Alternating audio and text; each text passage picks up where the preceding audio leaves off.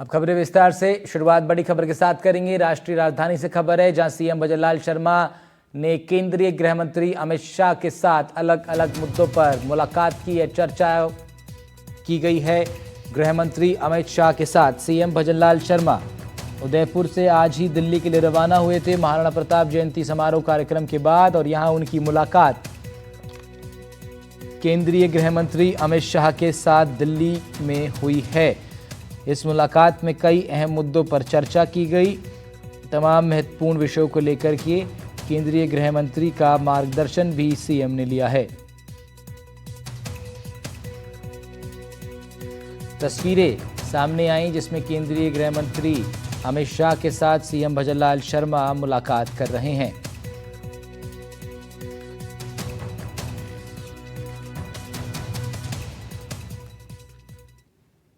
बढ़ते हैं आगे, अगली बड़ी खबर का रुख करेंगे। जयपुर से खबर है, यहाँ कोविड के नए मामले सामने आ रहे हैं। 15 संक्रमित मिल चुके हैं एक ही दिन में। जयपुर में सबसे ज़्यादा 9 मिले हैं। जोधपुर में 2 केस सामने आए हैं। राज्य में कोरोना मरीजों की संख्या कुल 54 तक पहुँच गई है। जयपुर में आपको बता दें, अब तक सबसे ज़्यादा 26 केसेस सामने आ चुके हैं।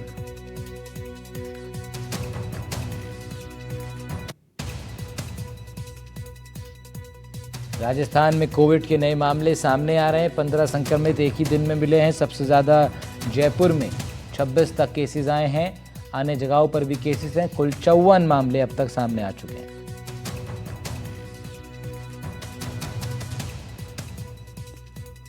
राजस्थान में कोरोना संक्रमित मरीजों का आंकड़ा लगातार बढ़ता जा रहा है। आज राजस्थान की बात करें तो 15 संक्रमित सामने आए हैं और पूरे राजस्थान में अब तक ये आंकड़ा 54 हो चुका है। इस लिहाज से ये स्थिति चिंताजनक है कि लगातार इन आंकड़ों में इजाफा हो रहा है। हालांकि राजस्थान सरकार का चिकित्सा विभाग अलर्ट मोड पर है, व्यवस्थाएं की जा रही हैं, लोगों को अवेयर किया जा रहा है, लेकिन उसके बावजूद मरीजों की संख्या बढ़ रही है। आज की अगर बात की जाए तो जयपुर में सबसे ज़्यादा 9 मरीज सामने आए हैं, जिनमें एक 28 साल का पुरुष है, 34 साल के 2 पुरुष हैं, 17 साल की एक युवती है, 71, 68 और 55 साल की 3 महिलाएं हैं। एक पुरुष जो है वो 35 साल का और एक 21 साल की युवती है। ये सभी जो हैं कोरोना संक्रमित, इनकी पुष्टि हो चुकी है। इसके अलावा जोधपुर एम्स से 2 रिपोर्ट जो है वो आज केस दर्ज हुए हैं। इनमें 44 साल की एक महिला और एक 35 साल की महिला शामिल है। उदयपुर में की बात करें तो मेडिकल कॉलेज से 4 नए संक्रमित केस आए हैं। 29 साल का एक पुरुष है, एक पुरुष की उम्र 59 साल है, एक 31 और 32 साल की 2 महिलाएं भी इसमें शामिल हैं।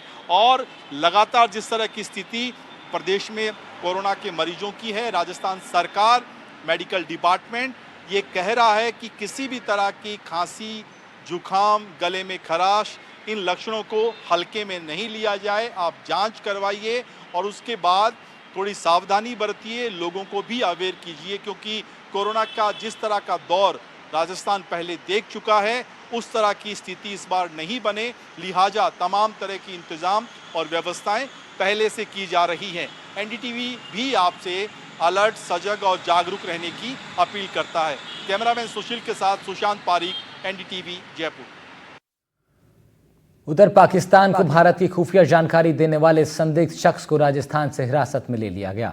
इससे पहले भी कई बार पाकिस्तान ये जा चुका था। क्या है उसका पाकिस्तानी कनेक्शन और क्या है उसके पॉलिटिकल कनेक्शन, रिपोर्ट देखिए।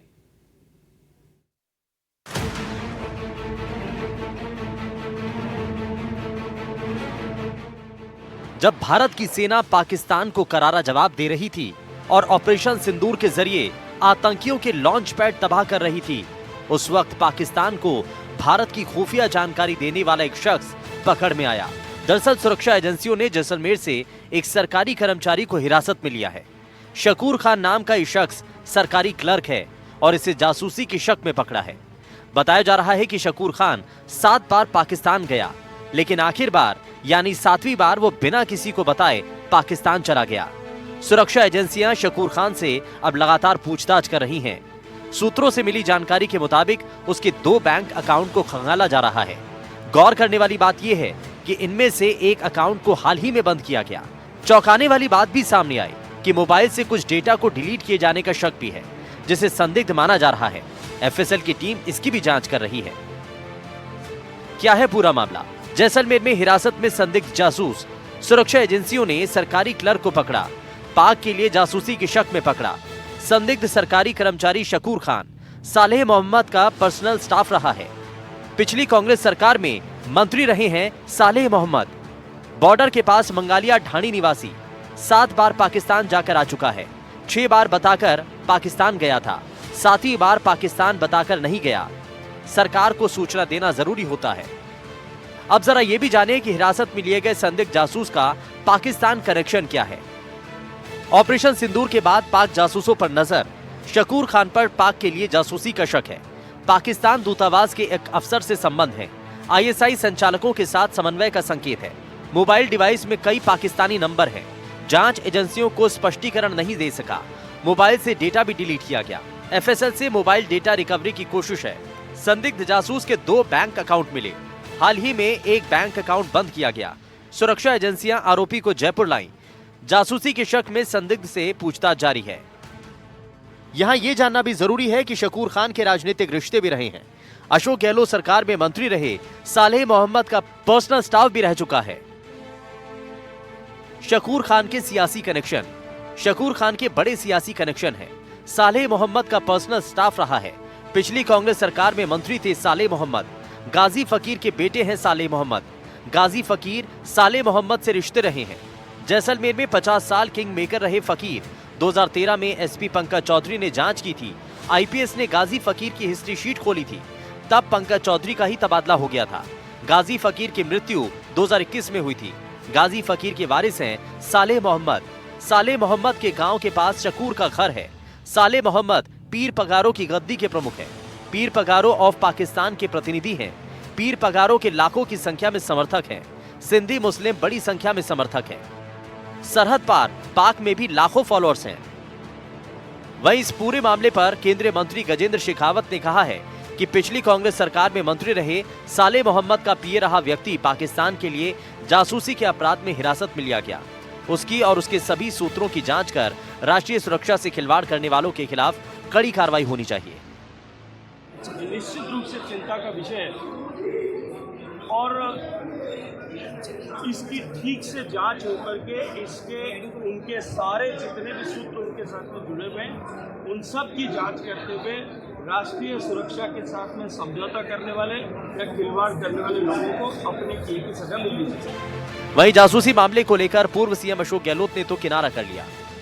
किसको गिरफ्तार किया है? कोई शकूर खान है जो कि सरकारी कर्मचारी भी है और कांग्रेस के एक जो मंत्री रहे पिछली सरकार में उनके पीए रह चुके हैं। मुझे जानकारी नहीं है, मैं जानकारी प्राप्त करूंगा फिर मैं बात करूंगा। इसमें ध्यान देने वाली बात यह है कि शकूर खान का गांव गाजी फकीर और सालेह मोहम्मद के गांव से महज 8 किलोमीटर की दूरी पर है। सालेह मोहम्मद फिलहाल पीर पगारों ऑफ पाकिस्तान की गद्दी के भारत में रिप्रेजेंटेटिव भी हैं। पीर पगारों ऐसी संस्था है जिसके हजारों की संख्या में सिंधी मुस्लिम फॉलोअर हैं जो सरहद के उस पार भी रहते हैं। दरअसल ऑपरेशन सिंदूर के बाद सरहद के जिलों में सुरक्षा एजेंसियां लगातार निगरानी कर रही हैं, लेकिन अब सवाल ये है कि आखिर और कितने ऐसे जासूस हैं जो भारत की सीमा में रह करके पाकिस्तान को खुफिया जानकारी पहुंचा रहे हैं। Bureau report, NDTV Rajasthan. राजधानी के हवा महल विधानसभा क्षेत्र से बीजेपी विधायक बाल मुकुंद आचार्य ने सरकार से मांग की है कि कांग्रेस के तो सभी नेताओं की जांच कराई जाए। दरअसल पूर्व मंत्री सालेह मोहम्मद के पर्सनल स्टाफ रहे जासूसी के आरोप में हिरासत में लिए गए शकूर खान को सुरक्षा एजेंसियों द्वारा हिरासत में लिया गया है। इसके बाद उन्होंने कोटा में बड़ा बयान दिया। कांग्रेस के एक एक नेता की जांच होनी चाहिए, ये तक कह दिया। विवादित बयान देते हुए बाल मुकुंद आचार्य ने कहा है कांग्रेस पाकिस्तान से कहीं ना कहीं मिली हुई जरूर है। उसके आदमी भारत की सुरक्षा में कहीं ना कहीं सेंध लगाने का काम कर रहे हैं, जो जासूस निकल रहे हैं। क्या कुछ कहा है बाल मुकुंद आचार्य ने, जरा स्पष्ट रूप से सुनवा देते हैं। कांग्रेस के मंत्री रहे सालेह मोहम्मद और उनका ही जासूस, ये बताता है कि कांग्रेस पाकिस्तान से कहीं ना कहीं मिली हुई है और भारत की सुरक्षा में कहीं ना कहीं इस सुरक्षा में सेंध लगाने का काम कांग्रेस और उसके आदमी जो जासूस निकले हैं ये कहीं ना कहीं लिप्त हैं। मैं तो कहूँगा सालेह मोहम्मद के खुद की और उसके इतिहास की और कांग्रेस के सभी लोगों की जांच होनी चाहिए कि इनका क्या पाकिस्तान से कोई मेलजोल है। पोखरण विधायक प्रतापपुरी भी पूर्व कैबिनेट मंत्री सालेह मोहम्मद के निजी सचिव के जासूस के रूप में गिरफ्तार होने के मामले पर जमकर बरसे हैं। पोखरण विधायक प्रतापपुरी ने कहा कि इतने बड़े कैबिनेट मंत्री के पास रहकर देश के साथ धोखा करना पीठ में छुरी घोंपने का काम करने जैसा है।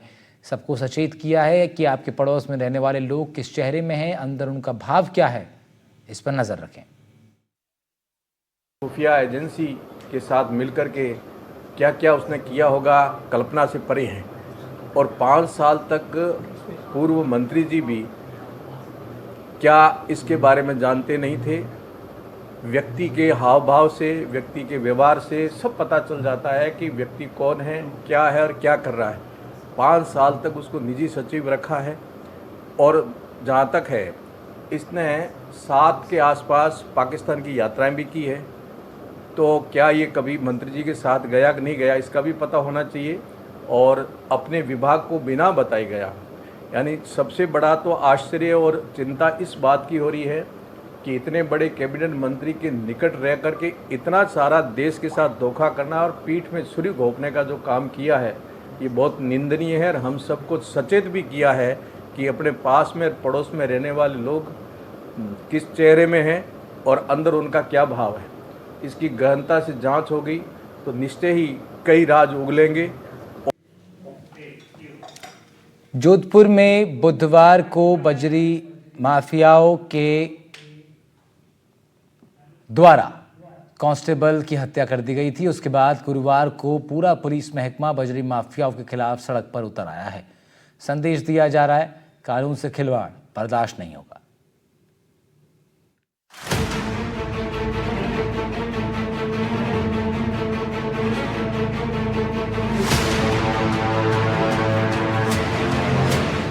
पुलिस प्रशासन शासन तक, दारोगा एसपी डीएम मंत्री तक, पूरा का पूरा सिस्टम मानो घुटने टेक देता है जब बात बजरी की होती है। यूं तो आम तौर पर ट्रकों में लदी बजरी का वजन धर्मकांटों पर तुलता है, लेकिन नहीं आ पाती धर्मकांटों में भी बजरी की वो दास्तां जो दशकों से हर रोज अपने भार से राजस्थान के सरकारी तंत्र को दबाती चली जा रही है।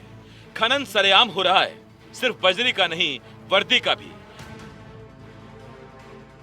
बीते दिनों जोधपुर में पुलिस के एक जवान की बजरी माफिया ने हत्या कर दी। ये अपने आप में ऐसा पहला मामला नहीं था। इससे पहले और बहुत पहले से जवान तो क्या दरोगा तो क्या एसपी एसएसपी भी माफिया के ट्रॉलों के नीचे अपनी जान गंवा चुके हैं। इस बार लगता है जोधपुर में हुई जवान की हत्या माफिया के ताबूत में आखिरी कील साबित हो सकती है। बजरी माफिया पर स्थायी अंकुश की तैयारी के साथ सड़कों पर खाकी उतर आई है। करीब 5 महीने से लूनी थाना क्षेत्र में 18 नाके और 120 पुलिस कर्मियों को लगाकर अवैध बजरी परिवहन करने वालों को रोकने की दिशा में डीसीपी वेस्ट जो है राजश्री राज वर्मा ने नाके लगाकर बजरी परिवहन रोकने का प्रयास किया था। लेकिन बजरी परिवहन करने वाले माफिया है जो लगातार चोर रास्ते से जो है बजरी परिवहन कर रहे थे। और यही कारण है कि जो रविवार के दिन की जब घटना हुई थी, जिसमें लूनी थाने का कांस्टेबल को डंपर चालक ने जो है कुचल दिया था, मंगलवार को इलाज के दौरान उसका निधन हो गया। और बुधवार को पुलिस सम्मान के साथ जब उसकी विदाई दी गई। और गुरुवार की अगर बात की जाए तो आप देखिए लगातार सुबह एरिया डेमोनेशन जो है कार्रवाई शुरू की गई है। लूनी के अलग अलग जगहों पर करीब 25 पंचायतों में जो है ये कार्रवाई चल रही है। डीसीपी खुद लगातार मॉनिटरिंग कर रहे हैं, कमिश्नर खुद जोधपुर के है जो मॉनिटरिंग कर रहे हैं, खनिज विभाग के अधिकारी है। आप देखिए पुलिस के तमाम अधिकारी जो यहाँ मौजूद है। तस्वीरें दिखाऊंगा किस तरह से जो है तमाम फोर्स ये तो एक जगह का दृश्य है, लेकिन अगर बात की जाए ऐसे 25 जगहों के दृश्य है जहाँ अलग अलग टीमें काम कर रही है। ये जो बजरी भंडारण जो किया है इसको नष्ट करने की कार्रवाई की जा रही है। साथ ही साथ जो अवैध बजरी माफिया को सपोर्ट करने वाले वाहन है उनको जब्त किया जा रहा है। चिन्हित लोग जो है जिनके खिलाफ पूर्व में चालान पेश हो चुके हैं लेकिन वो आदतों से बाहर नहीं आ रहे, उनको भी जो है धरपकड़ की जा रही है। गुरुवार सुबह 7 बजे से 85 किलोमीटर दायरे में फैली कई पंचायतों में पुलिस ने एक साथ रेड डाली। लूनी, कुड़ी और विवेक विहार की ग्राम पंचायतों को चिन्हित कर अवैध बजरी खनन में प्रयुक्त वाहनों के साथ भारी मात्रा में बजरी का स्टॉक जब्त कर लिया गया। 8 ADCP, 4 ACP, 13 SHO, sub inspector सहित 175 पुलिस कर्मियों की अलग अलग टीमों ने मिलकर ये एक्शन लिया। आज सुबह करीब 7 बजे से लूनी थाना क्षेत्र के 25 ग्राम पंचायत और साथ ही साथ विवेक विहार और कुड़ी थाना क्षेत्र के भी कुछ चिन्हित जो गांव और पंचायत थे, वहां पर योजनाबद्ध तरीके से हमने 25 टीमों का गठन करके, जिसमें करीब 8 एडीसीपी लेवल के अधिकारी हैं, 4 एसीपी लेवल के अधिकारी हैं और 13 सीआईएसआई लेवल के अधिकारी हैं। 25 टीमों का गठन करके इनके नेतृत्व में दबिश दी है। अलग अलग जगह वांछित अपराधियों की धरपकड़ चलाई जा रही है। जो भी संदिग्ध लोग हैं उनसे पूछताछ की जा रही है। जहां इलीगल स्टॉक मिल रहा है उसको सीज किया जा रहा है।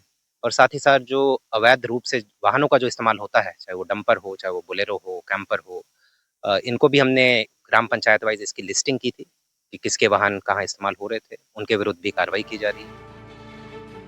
एनजीटी से लेकर सुप्रीम कोर्ट तक सभी ने कई बार अवैध खनन के इस जाल को कंट्रोल करने के लिए समय समय पर हिदायतें दी हैं, लेकिन कोई भी कार्रवाई माफिया की कमर तो क्या हाथ भी नहीं तोड़ पाई। लेकिन अब जो प्रशासन जागा है तो फिर जोधपुर में ही नहीं बल्कि धौलपुर में भी कार्रवाई शुरू हो चुकी है। कहा जा रहा है खनन करने वाले पलायन करने लगे हैं। हम इस समय मौजूद हैं, चंबल का पुल है, ये थोड़ी सी दूरी पर ये एमपी का बॉर्डर है। इधर से ही अवैध खनन होता है और सहयोगी को चाहूंगा कि एक बार इधर के हालात और दिखाएं। हालांकि थोड़ी सी दूरी है इस साइड की, तो वो जो चंबल नदी में गड्ढे हो रहे हैं उधर से खुदाई की जाती है चंबल बजरी की, और मध्य प्रदेश में इसकी बिक्री की जाती है। तो कहीं ना कहीं जो मध्य प्रदेश सरकार है और शासन है उसकी व्यवस्था पर सवालिया निशान खड़े होते हैं। उम्मीद है इस बार हो रही कार्रवाइयां माफिया के बीच खलबली मचाएंगी और कानून की रक्षा में शहीद हुए हमारे पुलिस के जवानों को भी सच्ची श्रद्धांजलि मिलेगी। साथ ही पर्यावरण से लेकर पूरे सिस्टम को एक नई सांस मिल सकेगी। जोधपुर से अरुण हर्ष और धौलपुर से नीरज शर्मा के साथ डेस्क रिपोर्ट, एनडीटीवी राजस्थान। उधर साइबर ठगों ने इंटरनेट पर ठगी का ऐसा जाल बिछा रखा है कि बचना मुश्किल हो जाता है। फर्जी पुलिस और फर्जी कोर्ट तैयार कर रखे हैं, लोगों को गिरफ्तारी का डर दिखाते हैं, लाखों रुपए हड़प लेते हैं। जयपुर में एक बुजुर्ग व्यक्ति को लगातार 3 दिन तक डिजिटल अरेस्ट कर लिया गया। 3.25 करोड़ रुपए की मनी लॉन्ड्रिंग का आरोप लगाते हुए 26.5 लाख रुपए ऐंठ लिए।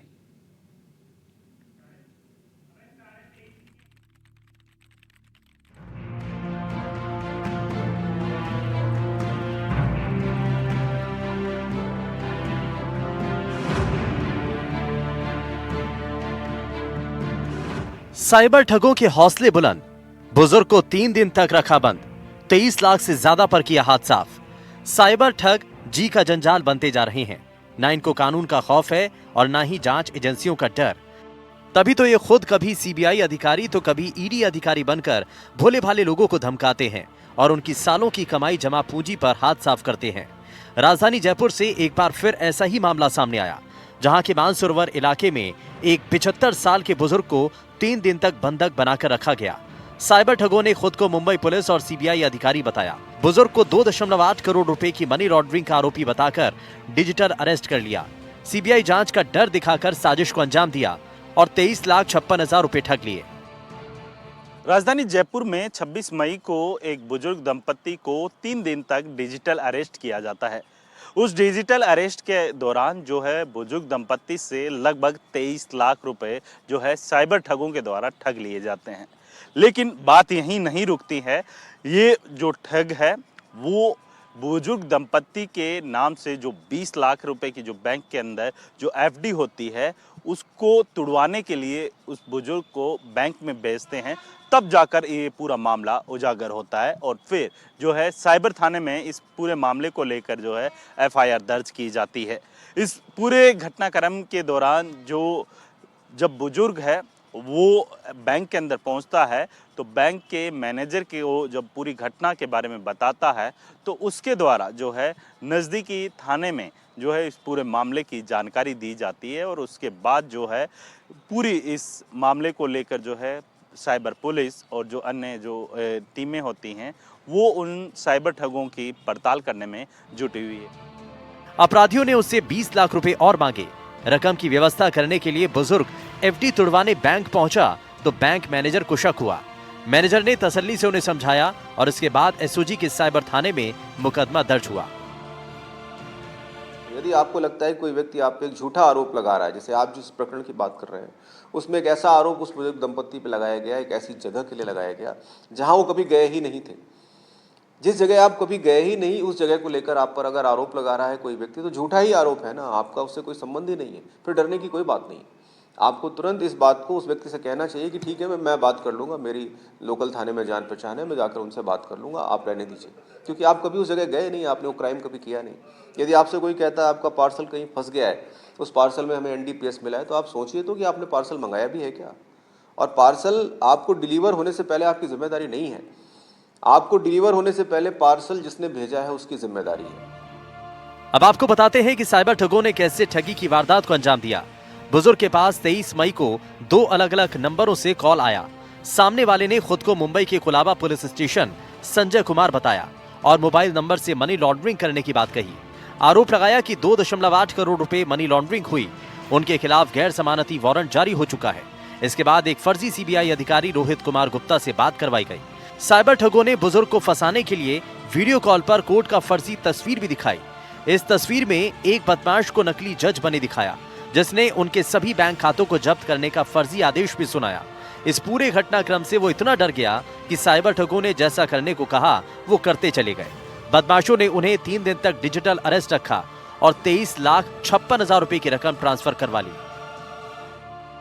फिलहाल SOG की साइबर थाना पुलिस मामले की जांच में जुटी है, लेकिन ये मामला एक बार फिर दिखाता है कि कैसे साइबर ठग लोगों को अपने जाल में फंसाते हैं और उनकी सालों की कमाई को सफा चट कर जाते हैं। Bureau report, NDTV Rajasthan. Prime में हमने बात की तमाम बड़ी खबरों पर। सिलसिला खबरों का रहेगा जारी। फिलहाल इतना ही, नमस्कार।